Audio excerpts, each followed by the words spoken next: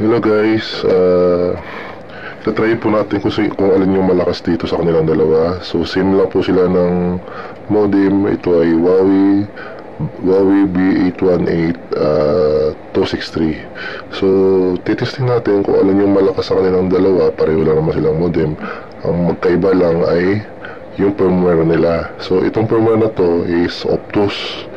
Ito naman ay stock firmware. Ngayon titesting natin gamit tayo ng smart kung alin yung malakas.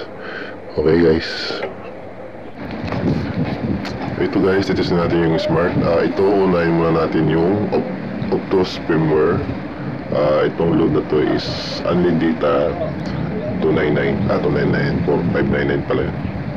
So yan po, naka-banlock po siya sa 1328 at band 43. So yan guys, naka-banlock siya. So itatry natin kung sa speed test kung malakas talaga siya. So ayan, speed test na.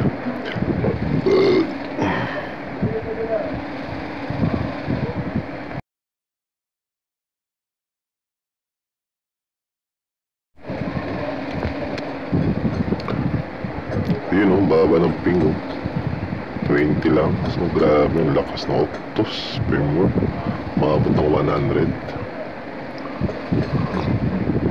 99.7 yung download. So ang upload niya ay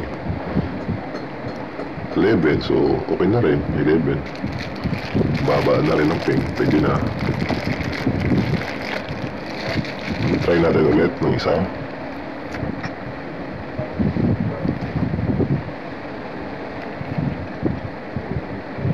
Ang baba ng ping talaga. Malakas yan, walang antenna to guys ha. Wala pa antenna yan. Sarap.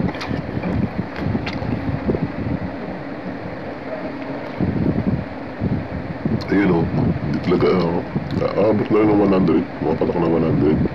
Yung upload niya is ganun pa rin, wala nagbago. Talagang ang lakas talaga ng Optus. Paano naman kaya si stock firmware kung malakas?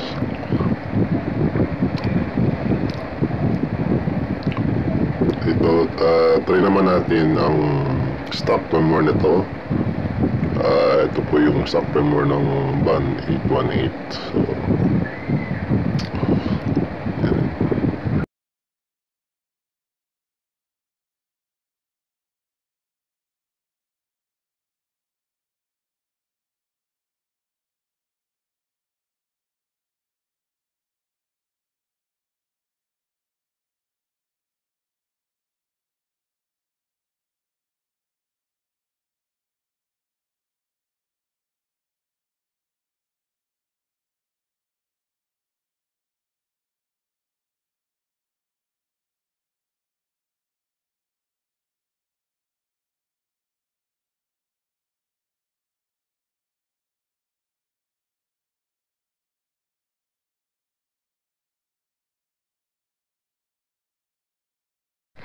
ngayon, ayun na, try natin yung stock firmware kung malakas nga talaga ito kaysa Optus. Same ping pa rin, no? 19. Lakas din pala, no? Maabot ng 100.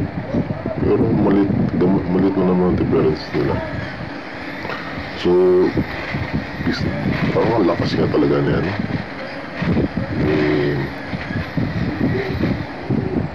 Stock firmware. Pero yung upload niya medyo okay na. So test natin ulit. 20 ping. Yun yung lakas nga talaga niya yung stock firmware. Grabe.